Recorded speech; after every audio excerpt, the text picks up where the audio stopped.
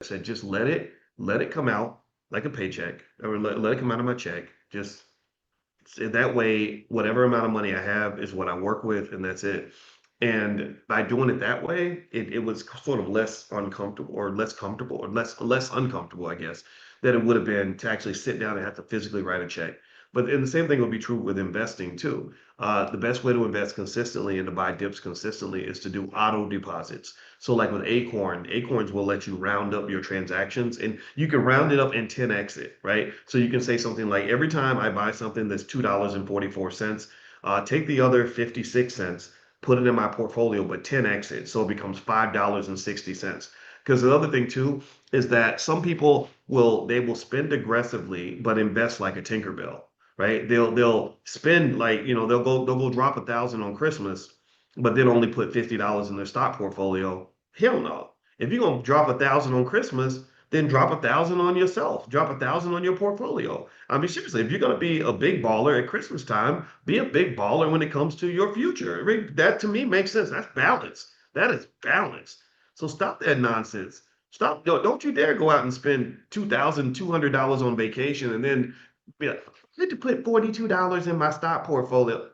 No, no, not allowed. Whatever you did on vacation, I want you to do that for yourself. I want you to invest as much in your future as you're investing in whatever it is that you're doing with, your free time. And then that's okay to do those things. But if you have that balance, then that allows you to work hard, play hard. That's what it is. That's really what it comes down to. When I was running this morning, I called my daughter that lives in Europe. And by the way, if you happen to be in London, I'm gonna do something in London. In fact, and I'll invite all of you. I'll let you all know in advance if anybody wants to just join us in London, because I think it could be like a fun experience. Black London is really amazing. Like, there's some amazing Black people in London, some of the most extraordinary humans I've ever met in my life. So we're gonna do something in London probably next summer. But I was telling her, about little things I do to spoil myself every now and then, and, like, for example, when I fly, I don't fly coach anymore. Not because I'm trying to be bougie, but because I just kind of like first class.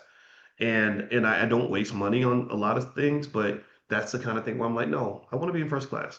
And it's not me being arrogant. It's me saying, I feel like I give a lot to what I do. I give a lot to other people. I'm here taking care of everybody else. And so I say, no, I'm gonna take care of boys too. Like, there's times where literally I give myself permission to be selfish. It's like, man, you know what? You don't feel like talking to anybody today.